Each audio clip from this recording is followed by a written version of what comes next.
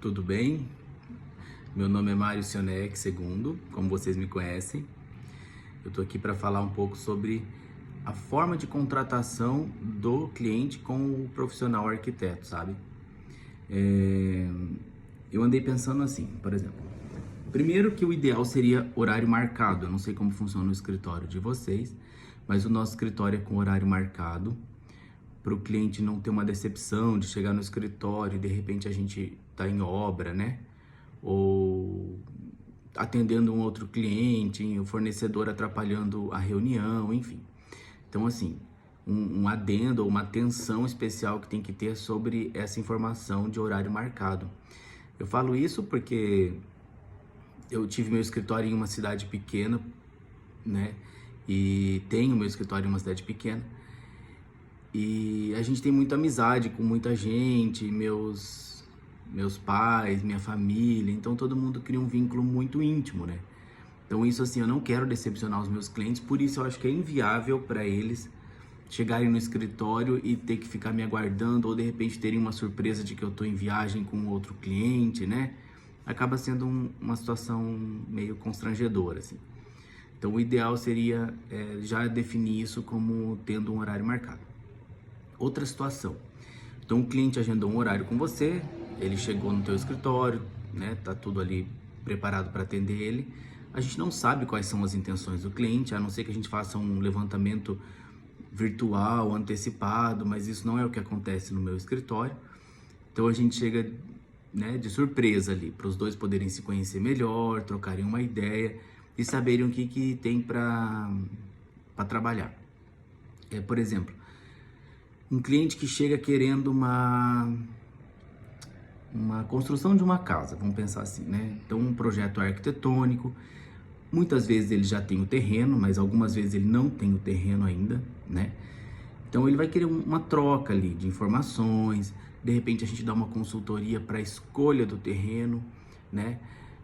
Ou ali na própria reunião, depois de a gente conversar muito, a gente sai já para visitar o terreno que o cliente tem definido e comprado já, né?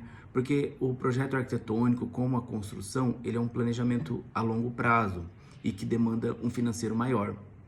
Às vezes estudo de financiamento, né? Um planejamento financeiro de economia da família, então é um investimento alto, né? A construção da própria casa é um sonho, então assim, a gente tem que estar atento assim a essas condicionantes assim, para não assustar o cliente também, né? Para saber que ele já comprou aquele terreno há 2 anos atrás, ele está se planejando para isso, né? Então, para a gente, né, não desanimar o cliente assim sobre algumas questões que a gente pode falar na reunião, ou ser sincero demais, né? Ou criticar, por exemplo, o terreno dele ali, enfim. Então, são questões assim de comportamento mesmo, de profissionalismo, ética, que a gente tem que trabalhar na reunião. Então a gente está falando de projeto arquitetônico. Então, por exemplo, a gente tem esse projeto que ele está pedindo para ser feito ali, ele já tem um terreno, vamos estipular assim, e é um cliente, é um casal com uma filha e eles querem uma casa com, sei lá, 200 metros quadrados, né? Dentro daquelas necessidades de 3 quartos, 2 garagens, a paralela, a casa integrada, piscina, enfim. Vamos pensar ali, 200 e poucos metros quadrados, assim, né? Uma casa bem funcional, assim. O que acontece? Quando a gente passa... Primeiro que na reunião, a gente vai trabalhar fazendo um briefing ali, fazendo um levantamento total das necessidades do casal, entendendo sobre ele, sobre o comportamento da filha, enfim, tudo que nós que estudamos arquitetura, trabalhamos na área, a gente entende, assim, né? Porque muitas vezes a pessoa tem muito animal, ou ela recebe muita gente em casa, ou ela tem cadeirante, enfim, todas aquelas questões que a gente já sabe sobre levantamento. Mas ali na mesa depende muito do profissional. No meu caso, às vezes a pessoa for bem incisiva e ela já querer saber o valor ali para ela se organizar, eu já passo o valor verbal ali na mesa mesmo, da reunião, depois de pegar todas as informações e imaginar uma metragem para essa casa, né? Agora, em muitos casos, eu faço esse levantamento todo e depois eu comento com o cliente que eu vou estipular uma área, não vou apresentar um pré-projeto, uma proposta, não. Eu vou estipular uma área baseada naquele estudo que a gente fez ali Isso no outro dia, por exemplo, e junto com a minha equipe do escritório, a gente vai mandar para ele um orçamento, um contrato baseado naquela necessidade e na área que a gente estipulou do contrato dele, né? Então tá, então a pessoa falou, ai Mário, mas eu queria construir uma casa de 215 metros quadrados, que é o que o meu financiamento deu. E ele passou uma necessidade maior ali. Então, eu estipulei ali um contrato de 215 metros quadrados. Deixei ele alerta de que não compensaria a gente, às vezes, comprometer algum ambiente, alguma coisa, para chegar nesses 215. A gente pode comprometer, eu digo, deixar muito pequenos ambientes, né? Então, às vezes, a gente pode deixar ambientes, deixar de serem feitos para não comprometer esse restante da casa, assim. Pois bem, no outro dia ou uns dias depois, a gente vai mandar esse orçamento, esse contrato para o cliente, né? Entrar em contato com ele, explicar, agendar uma reunião se for preciso para assinatura, enfim. Então, antes de qualquer estudo, qualquer pré-projeto, acontece a entrega do orçamento do contrato para o cliente, né? Tá, então eu estipulei lá no contrato 215 metros quadrados, que foi o que ele me pediu, que é o que o financiamento dele atende. E ele assinou, concordou, ok. Nisso, quando a gente envia para ele essa proposta, a gente avisa ele que, e na reunião mesmo eu também já comento, que 215 metros quadrados pode ser, vai ser o nosso contrato, né? Pode ser que a gente feche a casa em 197 metros quadrados, né? Então o cliente ele teria um haver ou um desconto na última parcela de 17 metros quadrados ali. Então isso é o ideal. Ah, não, mas de repente no meio do processo ele conseguiu aumentar o financiamento, levantar um dinheiro, enfim. A gente fechou a casa dele em 290 metros quadrados. Então de 215 para 290, a gente subiu ali 75 metros quadrados de construção a mais. E isso vai ser cobrado a partir da última parcela também. Porque muitas vezes no nosso escritório acontece da gente fechar um projeto ali de, vamos supor, 350 metros quadrados e a pessoa já chegou a fechar em 750, entendeu? Não é porque a gente está ampliando isso, não. É porque a gente vai trabalhando e a gente tem toda uma possibilidade de lapidação do projeto para chegar nisso. Mas muitas pessoas, elas vão querendo aumentar, vão entendendo a logística ali, vão tendo preferências, enfim. Então a gente tem que ter noção disso. No meu escritório, no caso, a gente cobra por metro quadrado, entendeu? Então, e vai ser muito, muito correto, assim, né? A gente fechou o projeto naquela metragem, aquela metragem que vai ser paga, entendeu? Tem escritórios de arquitetura que trabalham por valor da obra, né? De repente, qual que é o budget, qual que é o valor que a pessoa tem para investir ali naquela obra, e ela cobra um valor aproximado por porcentagem. Nunca consegui trabalhar dessa forma, não faz parte do nosso perfil trabalhar assim, mas eu sei que muitos arquitetos trabalham. O nosso ainda, desde quando eu me formei, eu sempre trabalhei por metro quadrado e a gente continua trabalhando dessa forma porque deu certo, né? Pois bem, então a gente fechou esse contrato, 215 metros quadrados, começamos a trabalhar. O que acontece? Além do projeto arquitetônico que a gente fechou o contrato, existem outros contratos, existem outras possibilidades também de contratação da nossa equipe. Uma delas é acompanhamento de obra, né? Ah, Mário, olha, eu não tenho muito tempo, a gente trabalha muito fora, a gente gostaria que você fosse uma vez por semana na nossa obra. Ok, a gente vai uma vez por semana na sua obra. A gente quer que você vá uma vez por mês, a gente quer que você acompanhe assiduamente a nossa obra. Então tem várias possibilidades, e isso a gente tem em especificação em contrato para a pessoa poder tomar essa decisão, né? Outra situação, Mário, eu queria também que você fizesse o projeto de interior da cozinha, o projeto de interior do meu closet, por exemplo, né? Então a gente também vai fazer esse contrato paralelo de projeto de interior, né? Existe projeto luminotécnico, de gesso, que inclusive se fechar o interior isso vai estar incluso, mas o projeto arquitetônico mesmo, o projeto arquitetônico executivo da casa ali, ele é um projeto básico, né? Ele vai estar ali toda a edificação, todo o projeto arquitetônico em planta em 2D, né, que a gente começa a trabalhar dessa forma. A gente primeiro apresenta um primeiro estudo para a gente ir desenvolvendo junto com o cliente. Às vezes ele já gosta na primeira, ele nem acredita que ele gosta na primeira, daí ele começa a achar possibilidade para tentar sair daquilo, porque parece que foi fácil para a gente elaborar aquilo, mas não, no final é aquela solução. Daí a gente começa a trabalhar em 3D, volumetria, né, paisagismo, grade da frente, número, caixa de correio, né? A gente já pede para o cliente já nos fornecer o nível do terreno, né? Para a gente poder, como que nós vamos estipular isso, para desenvolver a rampa da garagem, os níveis da casa, né? Piscina, casa de máquina, os condutores de água pluvial que vai passar por dentro da casa. Então, assim, tudo tem um desenvolvimento ali. E ali nós vamos explicando para o cliente nesse processo de 2D, depois o processo de 3D, tá? Quando a gente finalizou o processo de 2D, para a gente passar para a etapa de 3D, é uma etapa concluída. Então, assim, a gente finalizou ali aquela etapa e a gente está indo para a segunda etapa agora. A gente não fica voltando. Por exemplo, chegamos na etapa do 3D, totalmente aprovado pelo cliente ali, aquela parte que a gente discutiu, às vezes por meses ou por dias, enfim. A gente não pode voltar a essa etapa, porque o 3D é outro trabalho, outra perspectiva, outra volumetria.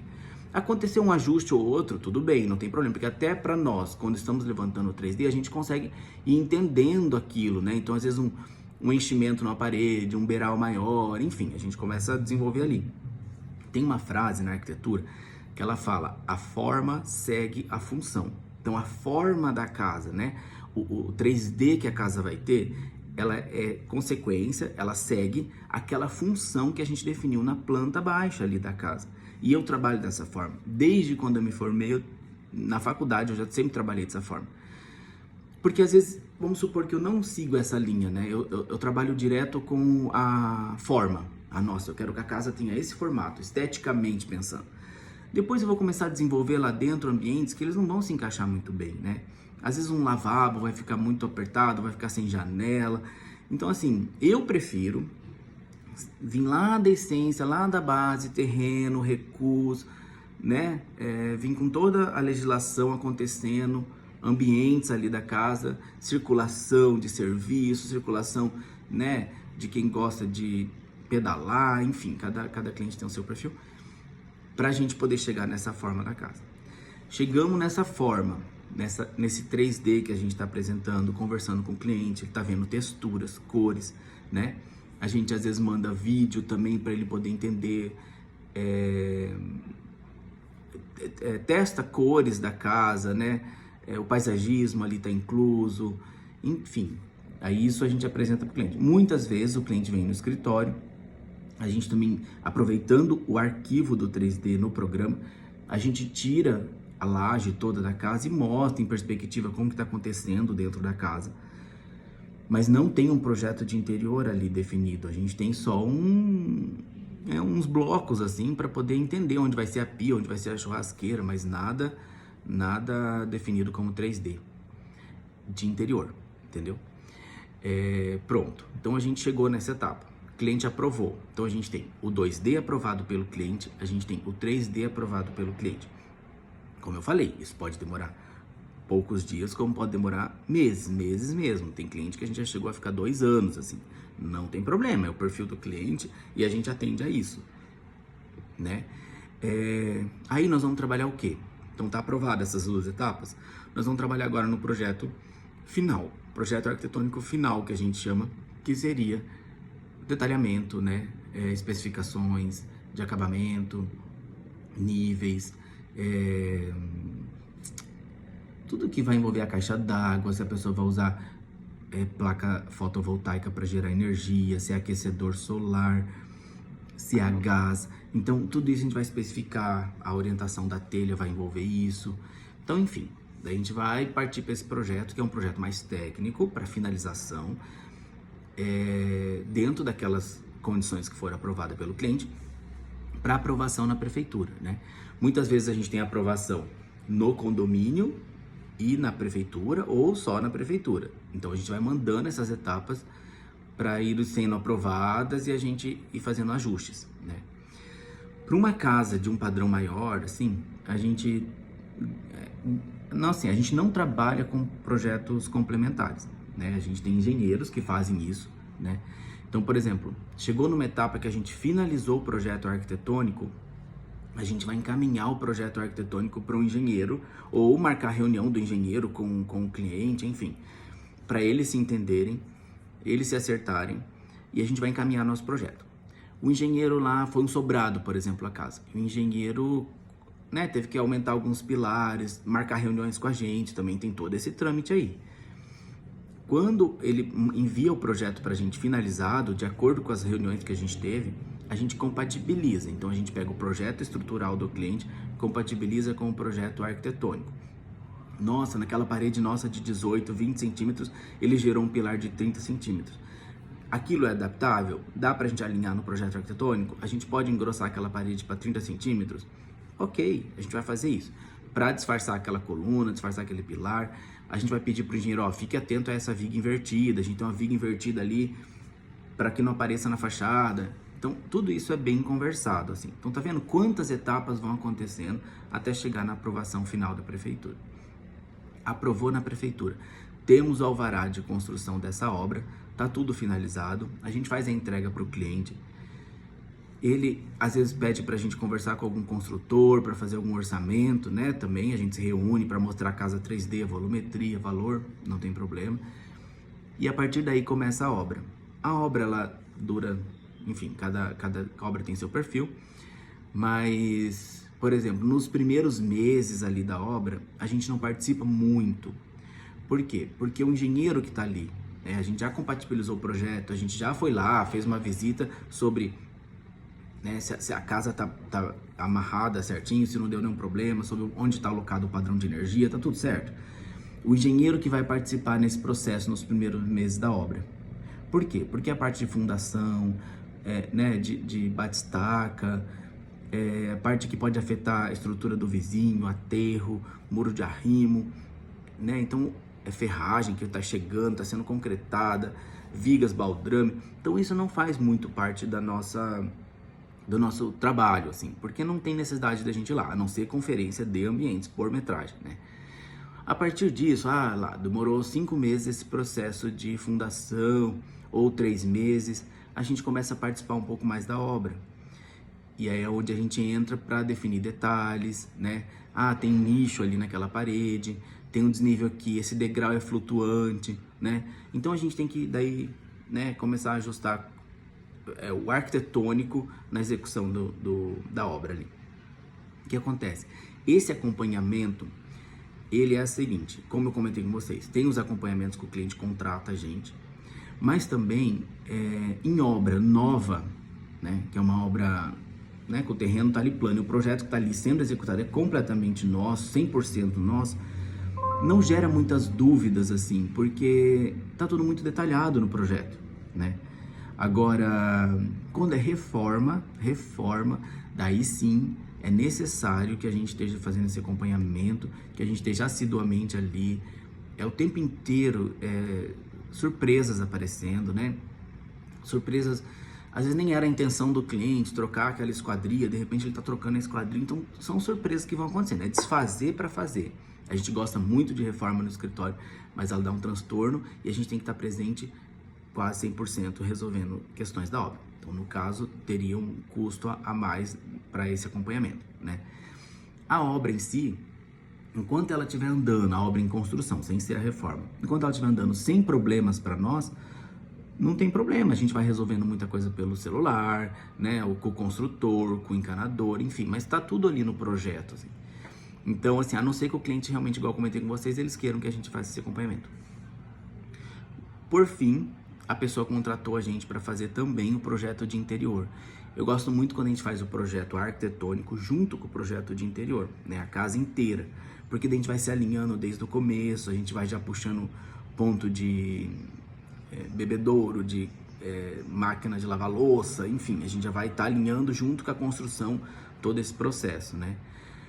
Mas muitas vezes não acontece, daí a gente começa a acompanhar a obra para que saia esse projeto de interior, né? Então a pessoa o cliente contratou a gente para a área gourmet, né, que a gente costuma dizer.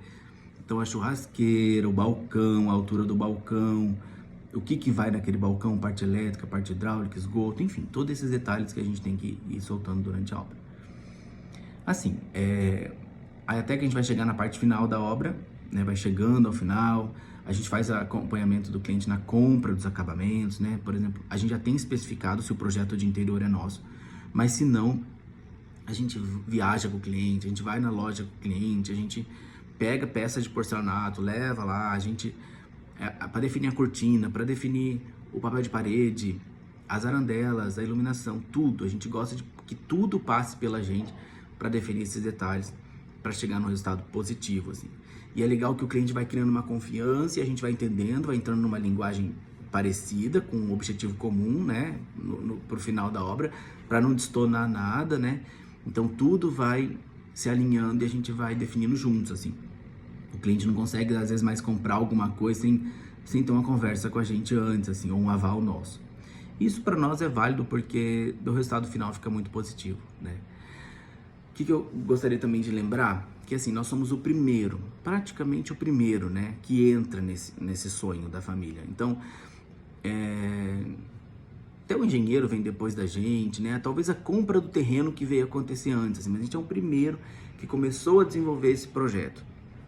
E nós somos praticamente o último a sair dessa obra, né? Então ali passou calheiro, encanador, gesseiro, pintor, né? Estrutura metálica, paisagismo, acabamento, parte elétrica.